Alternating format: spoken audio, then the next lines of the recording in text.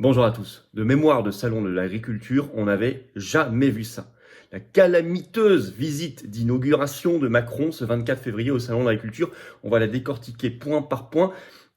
Victoire pour les paysans qui ont réussi leur coup, on va voir pourquoi.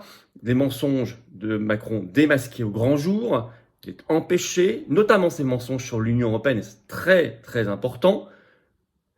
Et la Macronie aux abois qui s'enfonce dans les fake news en fin de journée, mensonges, les fausses infos, vous allez voir ça, qui essaie de se raccrocher aux branches du mensonge.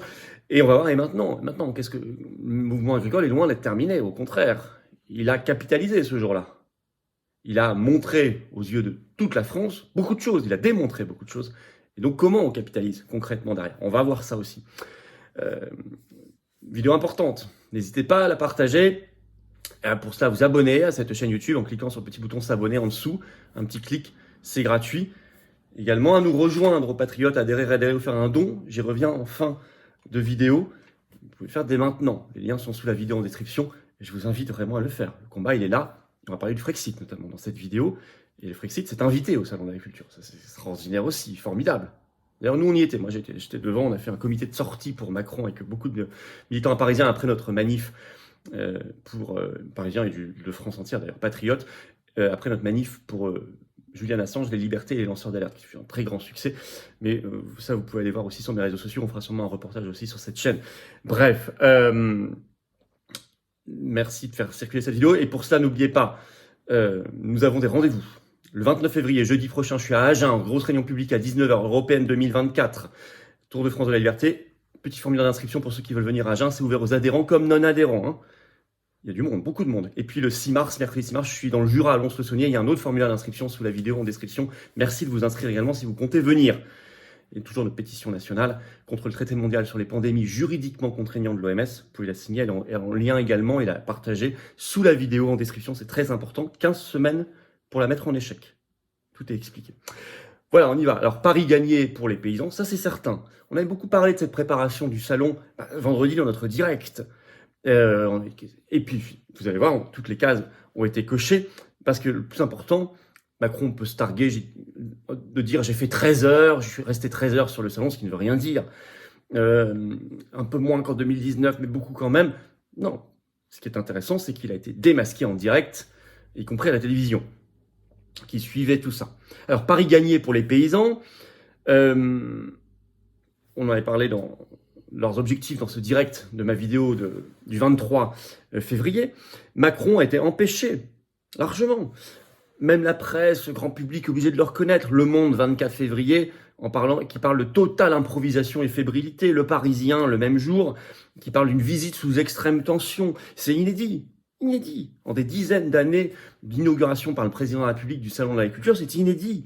Et ils ont dû envoyer les CRS et les gendarmes mobiles. Il y avait 800 forces de l'ordre.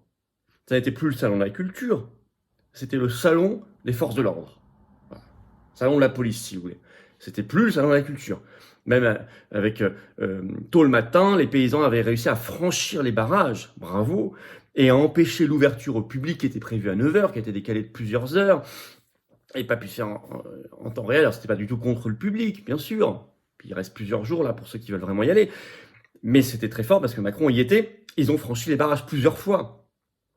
Le Monde écrit, Macron a finalement inauguré officiellement l'événement sous les huées et les sifflets à 13h30. Et 5 heures de retard. Puis il s'est baladé, notamment dans le hall 4 protégé par les CRS. Il n'a pas pu déambuler, comme on dit, comme il le souhaitait, tranquillement, en faisant ces belles images. Ben non, ça c'était terminé. Et ça, c'est une victoire des agriculteurs. France Info, ce 25 février, dit qu'il était dans une bulle de sécurité pendant les 13 heures. C'est très significatif comme expression. Oui, il est dans sa bulle, complètement déconnecté des Français. Et la veille, déjà, première victoire des agriculteurs, il avait dû annuler en catastrophe son grand débat où il voulait enfumer tout le monde, style gilet jaune, janvier 2019, faute de participants. Et alors là, 2 premiers gros mensonges de Macron qui ont été dévoilés, démasqués. D'abord sur l'invitation du collectif Soulèvement de la Terre. Macron déclare ceci depuis le Salon de l'Agriculture ce 24 février, je cite « Je n'ai jamais songé initier une telle invitation. Toute cette histoire m'a mise en colère, à un point que vous ne pouvez pas imaginer, surjoue-t-il, un peu cabotin. Ça, c'est n'importe quoi, dit-il. Or, encore rappelé par un communiqué qu'ils ont diffusé ce 24 février, les soulèvements de la Terre confirment cette invitation, comme tous les journalistes qui ont suivi l'affaire, qui avaient appelé les ministères, le service de presse et les conseillers de l'Élysée, qui avaient tous confirmé, avant que Macron ne dise ça, qu'il y avait bien eu une invitation. Aucune invitation n'avait été formalisée pour personne. Donc là, il y avait bien eu, comme pour tous les autres invités. Donc là, il a vraiment été pris en flagrant délit de mensonge. En plus, en surjouant. Autre mensonge. Il a été très embêté par cette une du journal La Marseillaise, ce 24 février, qui titre en énorme une citation de Macron. Les smicards préfèrent un téléphone et un abonnement VOD plutôt qu'une alimentation plus saine. C'est ciblé, donc c'est ce qu'il appelle les smicards. C'est un peu du racisme social, tout ça, hein, clairement. Alors la source de la Marseillaise, c'est un syndicaliste du MODEF, qui est un petit syndicat agricole, qui était présent à une réunion agricole à l'Élysée le 15 février, et qui a confirmé ensuite, avec plusieurs témoins, pas seul. Et là, l'Élysée a dû faire un communiqué en catastrophe ce 24 février pour démentir cette une en la jugeant scandaleuse. Deuxième mensonge, plusieurs témoins qui confirment. En plus, c'est tout à fait du Macron. Macron, c'est qu'il est habitué à ce genre de sorties méprisantes contre les Français, notamment contre les plus pauvres ou ceux qui appartiennent à la masse. Voilà. Alors, très intéressant politiquement avec un P majuscule encore plus, c'est qu'il est démasqué sur l'Union européenne. D'abord, nouvelle victoire encore des paysans ce 24 février. Le stand, très tôt le matin, le stand de l'Union européenne au Salon de la Culture a été pris d'assaut par les agriculteurs. Pas de violence contre les gens, mais le stand, il y avait le torchon bleu à étoiles, etc. Hop, dégagé. Et ça, c'est très simple. C'est une sorte de Frexit dans le salon, si vous voulez. On dégage l'Union européenne, c'est très fort. Et puis, sur le fond. Alors là, c'est très important. Macron a promis, ce 24 février, des prix planchers aux agriculteurs. Or, même le Huffington Post le note dans un article sorti le soir, le 24 février, le titre « Emmanuel Macron veut des prix planchers pour les agriculteurs ». Marc Fesneau était contre il y a moins d'un mois. Marc Fesneau, c'est le ministre de l'Agriculture. Et, donc on va voir la promesse de Macron, et Marc Fesneau parle du droit européen qui l'empêche. D'abord, on va prendre ce que dit Macron. Ça, c'est au Salon de l'Agriculture, 24 février. L'objectif que je fixe aux travaux qui ont été lancés par le Premier ministre et ses ministres, et en particulier les travaux parlementaires, c'est qu'on puisse déboucher sur véritablement ces prix planchers qui permettront de protéger le revenu agricole et de ne pas céder à toutes les pratiques les plus prédatrices qui aujourd'hui sacrifient nos agriculteurs et leurs revenus, a déclaré Macron à la sortie d'un entretien avec les responsables de syndicats agricoles au tout début de la journée. Ça, c'est Huffington Post. Donc voilà la promesse. Pour garantir le revenu agricole. Effectivement, il faut le faire. Mais le problème, c'est que vous verrez, ça ne se fera jamais. C'est Marc Fesneau qui avait craché le morceau le 27 janvier, il y a presque un mois, parlant du problème par rapport au droit européen. Je vais vous citer dans le même article de Huffington Post ce que disait le ministre de l'Agriculture. Le 27 janvier, en plein blocage des agriculteurs, et alors que Gabriel Attal venait d'annoncer un premier panier de mesures, le ministre de l'Agriculture se montrait très critique. Les propositions démagogiques du genre « on va fixer une obligation de prix plancher », ce qu'on ne peut faire que sur les prix agricoles français, qu'on ne peut pas faire sur les prix des autres pays, qu'est-ce que cela fait?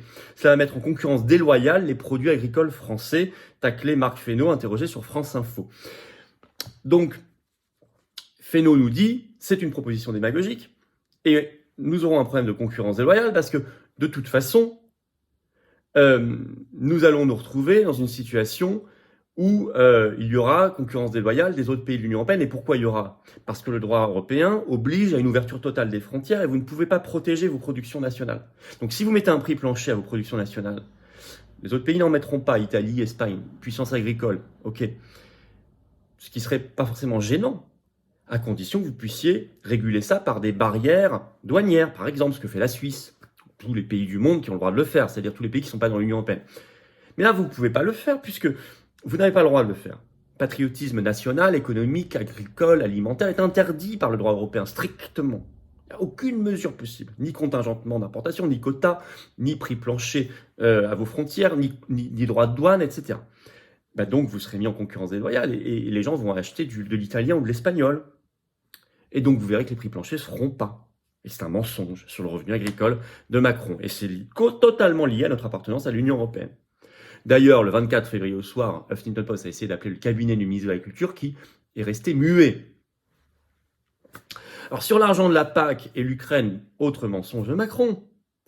Un paysan présent au salon lance à Macron comme ça directement le 24 février, je cite, « Vous avez balancé une somme colossale à l'Ukraine, mais vous nous avez donné des miettes. » Et Macron répond, non, je cite, « On a 10,3 milliards d'euros qui arrivent en PAC, de la PAC, on va dire, politique agricole commune, chaque année. » Il a dit en PAC, ça veut rien dire, bon. 10,3 milliards. Alors déjà, c'est pas totalement vrai, c'est 9 milliards, pas 10,3, enfin bon. Mais surtout, là, il est pris la main dans le sac sur l'Ukraine, parce qu'il ne répond pas, et cet agriculteur a raison, puisqu'il vient de signer un accord de sécurité à l'Élysée, que j'attaque, notamment avec d'autres personnes, à l'initiative du sénateur Houpert, devant le Conseil d'État, et les Patriotes attaquent. Cet accord qui prévoit notamment, rien que pour 2024, 3 milliards français vers l'Ukraine de Zelensky. Donc ça, et puis c'est vrai, qu'a été voté il y a quelques semaines, ce qu'ils appellent la facilité pour l'Ukraine au Parlement européen, 50 milliards d'euros en 4 ans par l'Union européenne à l'Ukraine, donc 10 milliards à la charge de la France. Et je rappelle que 100% des eurodéputés français, de LFI au RN en passant par PS, LR, PCF, Verts, macronistes, etc., ont voté cette facilité pour l'Ukraine. 100% des eurodéputés de 100% des partis politiques français présents au Parlement européen, donc pas les patriotes, ont voté ces 50 milliards pour l'Ukraine. Je le rappelle quand même, pour ceux qui réfléchissent un peu à comment ils vont voter le 9 juin prochain aux élections européennes. Moi, je suis candidat tête de liste et pas sur cette ligne-là, pas du tout. Voilà, donc là, il est pris dans le mensonge. Alors il dit, oui, mais il y a l'argent de la PAC. Oui, mais mensonge, puisque nous savons que la France donne chaque année, c'était le cas l'an dernier, 28 milliards au budget européen, elle en récupère 13, dont 9 ou 10, s'il veut, peu importe, pour la PAC. Donc 28 moins 13, de toute façon, on paume 15 milliards par an. On perd 15 milliards. Donc là, il y a un mensonge énorme. 2 mensonges sur l'Ukraine et sur l'argent, soi-disant, de l'Union européenne ou de la PAC. Mensonge. Sur un troisième mensonge lié au droit européen, sur l'autorité du droit français. Une des grandes promesses, une grande annonce qu'il a faite hier, ce 24 février au Salon de l'Agriculture, c'est celle-ci. L'agriculture sera maintenant, je cite, un intérêt général majeur de la nation française et on va le garantir par une loi. Je vais citer exactement ce qu'il a dit, c'est dans l'article du Monde. Le président a annoncé la date du 20 mars pour sa présentation au Conseil des ministres en s'engageant à reconnaître l'agriculture et l'alimentation comme un intérêt général majeur de la nation française. Cela s'inscrit dans la loi, ce qui permettra de protéger l'agriculture de la France de manière ferme et solide. Donc Macron dit, puisque je vais écrire dans une loi qu'on présentera au Conseil des ministres le 20 mars, que maintenant l'agriculture et l'alimentation sont un intérêt général majeur de la nation française, ce sera protégé de manière ferme et solide. C'est un autre mensonge. La loi française a une autorité juridique inférieure au droit européen. Il le sait. N'importe quelle directive européenne ou règlement ou jurisprudence de la Cour de justice de l'Union européenne a une autorité juridique supérieure à n'importe quelle loi française. Donc, cette loi, elle sera balayée par le droit européen, notamment en matière agricole. Donc, voilà. Vous voyez tous les mensonges qui s'accumulent, et là, ceux-là, ils sont très intéressants. Encore plus intéressants que ceux sur soulèvement de la Terre ou la une de la Marseillaise, parce que là, ce sont des mensonges qui permettent de faire progresser le débat sur le Frexit et sur l'Union européenne. Alors, la Macronie se sent mal.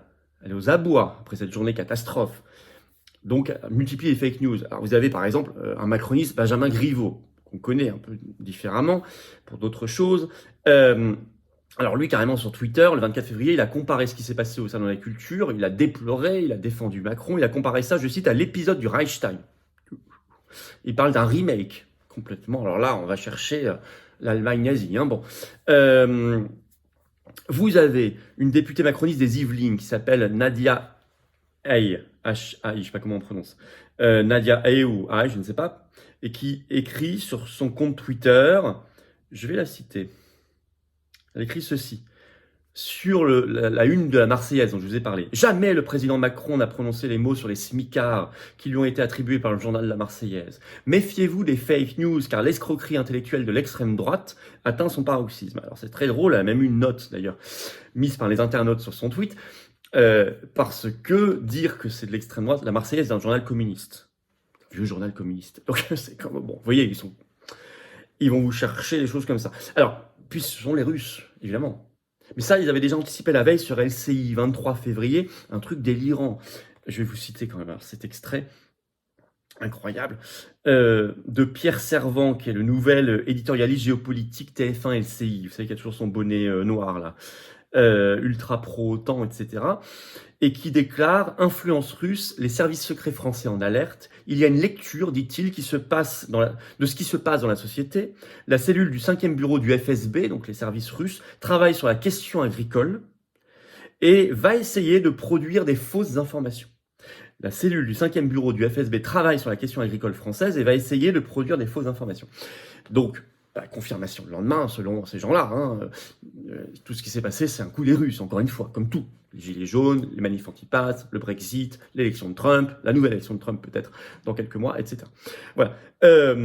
Tout ça. Alors, autre mensonge enfin, de Macron lui-même depuis le salon, qui essaie de dire derrière tout ça, il y a le RN, mais alors là, il essaie de faire passer un truc, et il déclare, je cite, le Rassemblement national, c'est le parti du Frexit.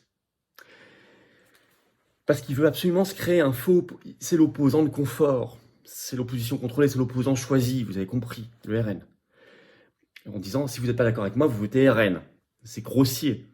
Mais quitte à dire n'importe quoi, le RN, c'est le parti du Frexit, c'est Macron qui l'a déclaré depuis ce 24 février, depuis le salon. Et vous avez un tweet de Marine Le Pen, ce 24 février, qui reprend cette déclaration en écrivant « Sincèrement, il y a encore des gens qui croient à ce grossier mensonge. » Allez voir le compte Twitter de Marine Le Pen. Donc Marine Le Pen écrit elle-même, non. Dire que nous sommes le parti du Frexit, c'est un grossier mensonge. Nous sommes contre le Frexit. Elle l'a écrit sur son compte Twitter. Très bien, au moins ça clarifie. Ça clarifie. Voilà. Vous n'êtes pas dans l'opposition si vous n'êtes pas pour le Frexit, excusez-moi. Parce que vous êtes fait du Mélanie, quoi. Fausse opposition. Mais Macron se choisit ses oppositions de confort. Alors, maintenant, la suite opérationnelle, il faut confirmer. Là, honnêtement, et il y a des paysans, le stand de l'Union européenne a été pris d'assaut. Des paysans, les vidéos, je vais les partager là, qui ont dit devant Macron Frexit, Frexit, Frexit. Nous, on était à la sortie Frexit. On disait d'ailleurs pas de pays sans paysans, pas de paysans sans Frexit. Et on criait aussi d'ailleurs à Macron destitution. Alors Macron discrédité complètement là. Si les parlementaires pouvaient utiliser l'article 68 pour destituer Macron, honnêtement, après cette journée, honnêtement, il serait bien inspiré de le faire. Pas simplement verbalement, il faut le faire vraiment là. Et puis, en tout cas, la cause du Frexit a beaucoup avancé, avec tous ces mensonges dévoilés sur l'Ukraine, les prix planchers, la concurrence déloyale en général, l'argent de l'Union européenne, entre guillemets, la supériorité du droit européen sur le droit national. C'est très intéressant, il faut continuer d'avancer en ce sens. Il faut mettre du Frexit partout dans la crise agricole. Dans la révolte paysanne, il faut mettre du Frexit, il faut afficher du Frexit, souveraineté agricole, alimentaire, partout, partout, partout. C'est la manière de sortir du chaos. Le macronisme et l'européisme, c'est la même chose, c'est le mondialisme, c'est le chaos. On l'a vu au salon, c'est le chaos, c'est eux qui produisent le chaos. Sortir du chaos, c'est reprendre en main sa souveraineté nationale et populaire. Ça passe forcément par le Frexit et pas par autre chose. Pas de bêtises sur les Bruxit, concurrence, enfin, changement interne de l'Union européenne, l'autre Europe, je ne sais quoi. Non. Et ça, nous, on le dira clairement aux élections européennes, et on le dit d'ailleurs tous les jours. 9 juin. Pensez à vous inscrire sur les listes électorales et à faire savoir tout ça partout. Voilà, écoutez, partagez, merci, cette vidéo. Abonnez-vous à cette chaîne YouTube si vous voulez bien. Un petit clic sur s'abonner en dessous, c'est un clic, c'est gratuit. Vous êtes abonné à la chaîne et ça va faire que les chaînes, la chaîne va mieux se porter. Les vidéos vont être mieux recommandées. On va toucher des personnes qui vont nous découvrir. C'est extraordinaire. Peut-être réabonnez-vous à la chaîne si vous avez été désabonné par YouTube. À vous de vérifier. Je vous en remercie vraiment du fond du cœur. Vous aidez énormément tout ce travail. Et je vous attends, patriotes. J'ai besoin de vous. Vous pouvez adhérer, réadhérer ou faire un don de soutien dès maintenant. Tous les liens sont sous la vidéo en description. Il faut venir maintenant. Pour le Frexit, pour notre avenir, pour nos enfants, nos petits-enfants, dans largement le plus grand mouvement souverainiste et défense des libertés de France, que sont les patriotes, que j'ai l'honneur de présider. On est une grande famille, on est présent en métropole, outre-mer, à l'étranger. Venez, vous serez mis en relation avec des gens qui pensent comme vous. Vous serez vraiment dans une grande famille. C'est pas une expression comme ça en l'air, c'est vrai. Et on vous propose des choses. Et si vous faites un don, vous permettez qu'on fasse plus d'actions concrètes, parce qu'encore une fois, moi, j'ai pas les banques, les médias, les millions, les milliards, les réseaux du système. Non, on les a contre nous. Voilà, on est 100% anti-oligarchique. Mais j'ai besoin de vous. Et s'il vous plaît, ne remettez pas à demain, parce que sinon on ne peut pas s'en sortir. Et on fera moins d'actions. C'était formidable ce qu'on a fait pour Julian Assange notamment, par exemple. Mais tout ça, ça coûte. Et en plus, si vous êtes adhérent, réadhérent, vous apportez tout de suite votre expérience, vos envies, vos idées, votre conviction. Et vos convictions. Adhérez, réadhérez, premier lien sous la vidéo en description pour le faire, c'est facile. Ce lien est également en commentaire épinglé, petite fiche maintenant sur l'écran, et dans quelques secondes, un lien sur l'écran, vous choisissez faire un don de soutien au mouvement, deuxième lien sous la vidéo en description. Tout ça, c'est défiscalisé de vos impôts en plus, aux 2/3, bah, profitez-en, défiscalisez. Tous vos compteurs fiscaux ont été remis à zéro le 1er janvier 2024. Profitez-en. Vous mettez 60 €, ça enlève 40 € de vos impôts. Vous mettez 600 €, ça enlève 400 €. Vous mettez 6 €, ça enlève 4 €, etc. Bravo donateurs ou réadhérents, bienvenue du fond du cœur aux nouveaux adhérents patriotes et vive la France.